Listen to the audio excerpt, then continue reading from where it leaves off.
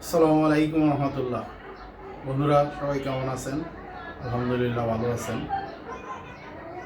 আজকে সকালে আল্লাহ তাআলার এক সতর্কবাণী আমাদেরকে দিয়ে গেল।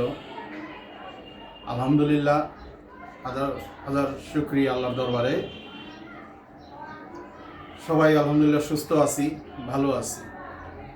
তো এর মধ্যে দিয়ে আল্লাহ তাআলা আমাদেরকে আসলে একটা সুযোগ দিয়ে গেল নিজেদেরকে শুধরানোর,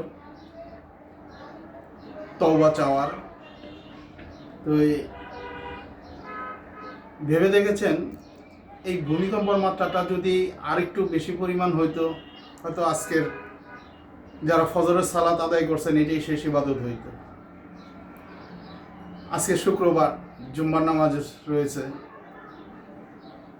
তো অতএব সময় থাকতে আসলে সবাই শুধরে যাওয়া ভালো। আল্লাহ তাআলা আরেকটা বার সুযোগ দিলেন তওবা করার, শুধরে যাওয়ার। আসুন সবাই শুধরে গিয়ে আল্লাহ তাআলার কাছে তওবা করে তার দেখানো পথে চলতে থাকি, যেন আল্লাহ আমাদের সকলকেই মাফ করে দেন, শান্তিতে থাকার তৌফিক দান করুন। আসসালামু আলাইকুম রহমতুল্লাহ।